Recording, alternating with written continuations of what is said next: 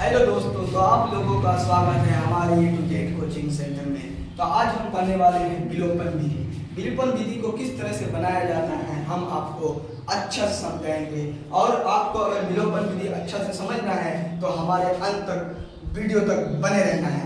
तो आपको हम समझाएंगे कि विलोपन विधि को किस तरह से बनाया जाता है। तो हमारा पहला समीकरण है 3x + 4y = 4। ये हमारा पहला समीकरण है। दूसरा समीकरण क्या है? 2x - 2y = 2। ये हमारा दूसरा समीकरण है। तो इस समीकरण को विलोपन विधि से बनाना है।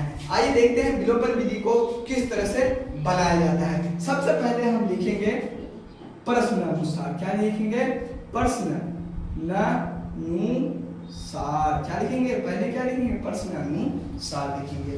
तब अब हमको क्या करना है? समीकरण को विलोपन विधि से बनाना है और x और y का मान निकालना है। आइए देखते हैं विलोपन विधि का x और y का मान कैसे निकाला जाता है। तो समीकरण एक क्या है हमारा? 3x + 4y = 10 है। क्या है? 3x + 4y = 10 है। दूसरा समीकरण क्या है? 2x - 2y = 2 है। ये हमारा दूसरा समीकरण है और ये हमारा एक समीकरण है। समीकरण एक यह है और समीकरण दो ये है। तो विलोपन विधि बनाने के लिए हमको x या y में किसी भी में क्या करना है? ऊपर नीचे बराबर करना है। आखिर बराबर करने के लिए हमको क्या करना पड़ेगा? गुना करना पड़ेगा। तो गुना कैसे करेंगे? तो देखो, हमको पहले x को बराबर करना है। सिर्फ x को बराबर करेंगे, हम y को बराबर नहीं करेंगे। तुम लोग y को भी कर सकते हो अगर तुम लोग को अच्छा लगता है तो y को भी कर सकते हो। मगर हम क्या करेंगे? x को बराबर करेंगे। तो इसको बराबर करने के लिए पहले गुना करना पड़ेगा। तो सिर्फ एक तो चीज ध्यान रखना पड़ेगा। क्या ध्यान रखना पड़ेगा? कि जिसको हम बराबर कर रहे हैं उसको गुना किस तरह से करें। तो देखो, समीकरण एक में अगर हम x वाले को बराबर करेंगे तो इसको हमको जो 3 आगे में है इसको हमको समीकरण 2 में गुना करेंगे। ठीक है। और समीकरण 2 में जो 2 है, इधर समीकरण 2 में जो 2 है, 2 को समीकरण 1 से गुना करेंगे। मतलब थोड़ा ऊपर नीचा करेंगे। जैसे करके ऊपर नीचे, जैसे ऊपर समीकरण 1 में अगर 3x है तो हमको समीकरण 2 में गुना करना है। ठीक है। और समीकरण 2 में अगर 2x है तो हमको समीकरण 1 में गुना करेंगे। तो समझ में आता है, हमको लगता है कि आ गया होगा कि किस तरह से हम लोग गुना करते हैं। तो लिखते हैं क्या? समीकरण क्या लिखेंगे? समीकरण 1 में तब यहाँ हम लिखेंगे कि समीकरण 1 में 2 से गुना करने पर और एवं समीकरण 2 में 3 से गुना करने पर, 3 से गुना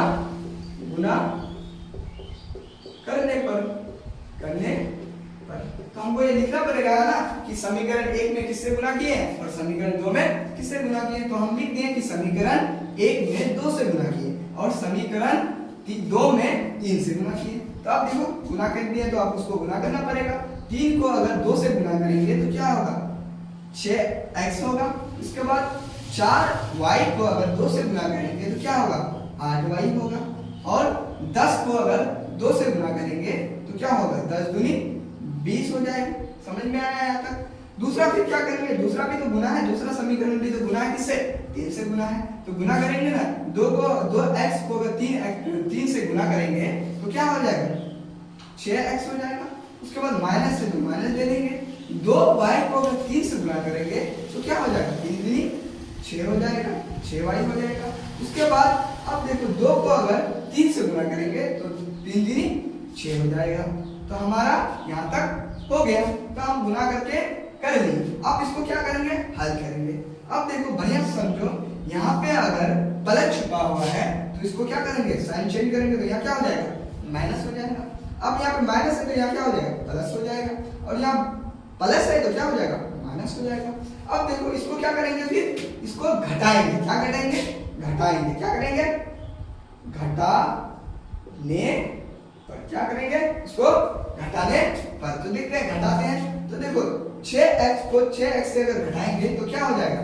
कट हो जाएगा ना, पूरा कट हो जाएगा। तो हमारा 6x को 6 से घटाए तो क्या हो गया? पूरा कट हो गया। अब देखो, इसको यहाँ देखते हैं कि यहाँ प्लस है, यहाँ पे भी प्लस है। प्लस प्लस क्या होता है? हमेशा प्लस ही होता है। 8 को अगर 6 से जोड़ेंगे तो कितना होगा 14 होगा। तो क्या बोलेंगे इसको 14y लिखेंगे। क्या लिखेंगे 14y लिखेंगे। अब देखो यहाँ पे प्लस छुपा हुआ है या माइनस है। प्लस माइनस क्या होता है माइनस होता है। मगर अब 20 क्या है 20 हमारा प्लस में है और 6 हमारा माइनस में है। प्लस माइनस क्या होता है माइनस होता है। अगर प्लस माइनस माइनस होता है तो अब देखो बड़ा संख्या की तरफ किसका चिन्ह है प्लस का चिन्ह है तो किसका चिन्ह देंगे प्लस का चिन्ह। और प्लस का चिन्ह क्या होता है हमेशा छुपा हुआ होता है। 20 में अगर 6 चला गया तो बचेगा कितना 20 में अगर 6 चला जाएगा तो कितना बचेगा 14 बचेगा। 14 और इसका क्या बचेगा 14 बचेगा। अब देखो क्या करेंगे y बराबर करेंगे तो y बराबर क्या होगा 14/14 होगा। क्या होगा 14/14 होगा। जब 14/14 होगा तो 14 क्या हो जाएगा कट जाएगा। जब 14 कट जाएगा तो क्या बचेगा 14 का 14 तो y बराबर क्या बचेगा सिर्फ 1 बचेगा। तो इसका मतलब हमारा y का मान निकल गया। जब हमारा y का मान निकल गया तो आप हमको क्या निकालना है x का मान निकालना है। तो x का मान कैसे निकालेंगे तो x का मान निकालने के लिए हमको कहाँ जाना पड़ेगा किसी समीकरण में जाना पड़ेगा और y का मान बैठा करके हम क्या निकालेंगे x का मान निकालेंगे। तो देखते हैं कैसे निकालते हैं। तो किसी भी समीकरण में जाएंगे और इसमें क्या करेंगे x का मान y का मान किसी समीकरण में बैठाएंगे और x का मान निकल जाएगा। तो यहाँ पे बोर्ड खाली नहीं है तो उसको थोड़ा मिटा देते हैं। ठीक है तो यहाँ से फिर करते हैं यहाँ से करेंगे तो यहाँ पे लिखेंगे समीकरण कोई भी समीकरण चाहे 1 हो या 2 हो तुम्हारा जो मन करेगा उसको आप ले सकते हो। तो हम लेते हैं समीकरण 1। समीकरण 1 में किसका मान बैठाएंगे y का मान क्या करेंगे मान रखने किसमें समीकरण 1 में y का मान रखने पर। तो समीकरण 1 क्या है हमारा 3x क्या है 3x उसके बाद प्लस 4y बराबर 10 क्या है 3x प्लस 4y बराबर 10। तो देखो x का मान तो कुछ निकला नहीं है तो हमको x का मान निकालना है तो सेम यहाँ 3x लिख देंगे। उसके बाद प्लस है तो प्लस लिख देंगे। अब देखो यहाँ पे क्या है 4 है 4 को इंटू करेंगे किससे y का मान कितना आया है हमारा 1 आया ना। तो 1 को यहाँ पे y के जगह में क्या करेंगे बैठा देंगे। उसके बाद बराबर क्या है 10 है तो 10 लिख देंगे। उसके बाद क्या करेंगे हल करेंगे तो 3x को यहाँ लिख देंगे। उसके बाद 4 को अगर 1 से गुणा करेंगे तो क्या होगा 4 होगा सिर्फ बराबर कितना होगा 10 होगा। उसके बाद क्या करेंगे x 3x को ले लेंगे। उसके बाद जो इसके बराबर में आगे में जो है 10 को बराबर के साथ उठा लेंगे। ठीक है अब देखो 4 को बराबर के उस पार करेंगे ये प्लस में है तो इसको क्या हो जाएगा उस पार करेंगे तो ये माइनस में हो जाएगा। जब माइनस में हो जाएगा तो आप इससे हल आराम से कर सकते हैं। 10 में अगर 4 चला गया तो कितना बचेगा 10 में अगर 4 चला गया तो कितना बचेगा 6 बचेगा।